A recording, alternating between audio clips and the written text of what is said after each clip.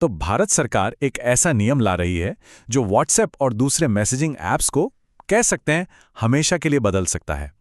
आज हम इसी नए सिम बाइंडिंग नियम को थोड़ा आसान भाषा में समझने की कोशिश करेंगे और देखेंगे कि इसका असर किस किस पर और कैसे पड़ने वाला है। कई बार ऐसा होता है ना कि सिम कार्ड निकाल दिया और वाईफाई पर व्हाट्सएप आराम से चल रहा है, खासकर विदेश यात्रा पर या फिर घर पर किसी दूसरे टैबलेट या फोन पर। लेकिन अब ऐसा लगता है कि भारत में ये सुविधा जल्द ही खत्म होने वाली है। सरकार एक नई पॉलिसी ला रही है और इस पॉलिसी का मकसद है मैसेजिंग ऐप्स को सीधे आपके फिजिकल सिम कार्ड से जोड़ देना। मतलब सीधा सा हिसाब है, फोन में सिम नहीं तो व्हाट्सएप भी नहीं। तो सवाल ये उठता है कि ये सिम बाइंडिंग आखिर है क्या चीज? चलिए समझते हैं इस नई डिजिटल लगाम को थोड़ा और करीब से। इसे ऐसे समझिए जैसे ये एक डिजिटल लीश या पट्टा है। मतलब ऐप की पहचान अब परमानेंटली फोन में पड़े फिजिकल सिम से बंध जाएगी। तो अगर सिम बाहर तो ऐप भी बाहर, सिंपल। लेकिन सवाल यह है कि सरकार को आखिर इतना बड़ा बदलाव लाने की जरूरत क्यों पड़ी? वजह एक बहुत बड़ी और बढ़ती हुई समस्या है और वो है डिजिटल फ्रॉड। सरकार का लक्ष्य है डिजिटल अरेस्ट और जो पहचान बदलकर स्कैम किए जाते हैं उन पर लगाम लगाना।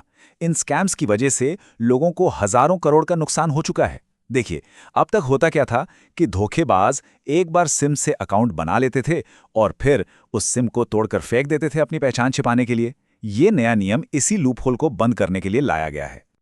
ये स्कैमर्स का पूरा खेल समझिए। पहला कदम, एक नया सिम लिया, उससे ऐप रजिस्टर किया।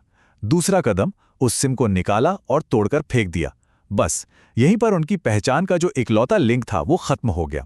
और इसके बाद तीसरा कदम, वाईफाई और वीपीएन का इस्तेमाल करके ये लोग पूरी तरह से एनोनिमस हो जाते हैं, एक डिजिटल भूत की तरह, जिन्हें लॉ एनफोर्समेंट के लिए ट्रैक करना लगभग नामुमकिन हो जाता है।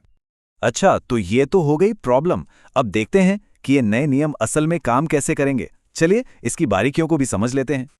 तो इस नई पॉलिसी के दो मेन पिलर्स हैं। पहला, कंटिन्यूअस वेरिफिकेशन। मतलब ऐप लगातार चेक करेगा कि जिस सिम से रजिस्ट्रेशन हुआ था वो फोन में मौजूद है भी या नहीं और एक्टिव है या नहीं। और दूसरा, मैंडेटरी लॉग आउट। मतलब जो वेब वर्जन है जैसे व्हाट्सएप वेब, वो अब हर 6 घंटे में अपने आप लॉग आउट हो जाएंगे। बिल्कुल सही सुना। अब वो दिन गए जब हफ्तों तक व्हाट्सएप वेब पर लॉगिन रहते थे। अब हर 6 घंटे बाद सेशन खत्म, यानी दिन में कई बार फोन उठाकर क्यूआर कोड को दोबारा स्कैन करना पड़ेगा। और ये सब कोई दूर की बात नहीं है, ये बदलाव बहुत तेजी से आ रहा है। इन नियमों की घोषणा हो चुकी है। अब व्हाट्सएप और टेलीग्राम जैसी कंपनीज को इन्हें लागू करने के लिए सिर्फ 90 दिन दिए गए हैं। यानी फरवरी 2026 तक ये नए सिम बाइंडिंग नियम पूरी तरह से लागू हो सकते हैं। ये देखना दिलचस्प होगा कि क्या कंपनियां इतनी जल्दी तैयार हो पाती हैं। अब जाहिर सी बात है, इतना बड़ा बदलाव आएगा तो बहस तो होगी ही, और बहस छिड़ चुकी है। एक तरफ है देश की सुरक्षा और दूसरी तरफ है हम सबकी सुविधा। तो चलिए दोनों पक्षों को देखते हैं। सरकार का केस सीधा है, इससे नेशनल सिक्योरिटी मजबूत होगी, लॉ एनफोर्समेंट के लिए क्रिमिनल्स को ट्रैक करना आसान होगा और जो ऑनलाइन फ्रॉड होते हैं उन पर रोक लगेगी। ये बैंकिंग ऐप्स जैसे नियमों की ही तरह है।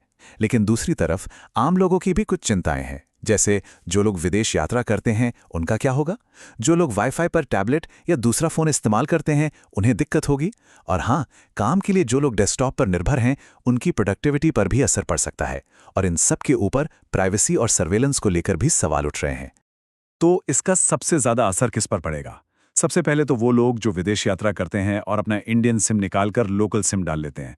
फिर वो लोग जो टैबलेट या दूसरे फोन जैसे सिर्फ वाईफाई वाले डिवाइस इस्तेमाल करते हैं, और वो प्रोफेशनल्स भी जिन्हें अपने काम के लिए डेस्कटॉप पर लगातार एक्सेस चाहिए। और एनआरआईज को भी नहीं भूलना चाहिए, जो विदेश से अपने इंडियन नंबर्स मैनेज करते हैं।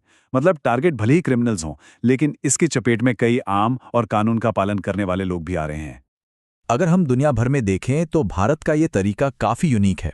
जैसे चीन में रियल नेम वेरिफिकेशन पर जोर है, मतलब ऐप अकाउंट सीधे सरकारी आईडी से जुड़ा होता है। अमेरिका या यूरोप में ऐप्स को लेकर नियम उतने सख्त नहीं हैं, लेकिन वहाँ डेटा प्राइवेसी के कानून बहुत मजबूत हैं। सिंगापुर में भी पहचान के नियम कड़े हैं, लेकिन भारत का फोकस अलग है। यहाँ यूज़र के नाम से ज़्यादा उसके डिवाइस, सिम और लाइव लोकेशन को वेरीफाई करने पर जोर दिया जा रहा है। तो चलिए अब इन सारी बातों को समेटते हैं। आखिर इस बड़े पॉलिसी चेंज का फाइनल टेक अवे क्या है? इस पॉलिसी का जो विश्लेषण है उसकी एक लाइन सब कुछ साफ कर देती है।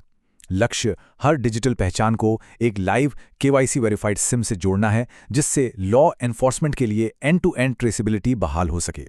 इसका सीधा सा मतलब यह है कि सरकार डिजिटल दुनिया में गुमनामी को खत्म करना चाहती है, ताकि हर किसी को उसके केवाईसी वेरिफाइड सिम के जरिए ट्रैक किया जा सके।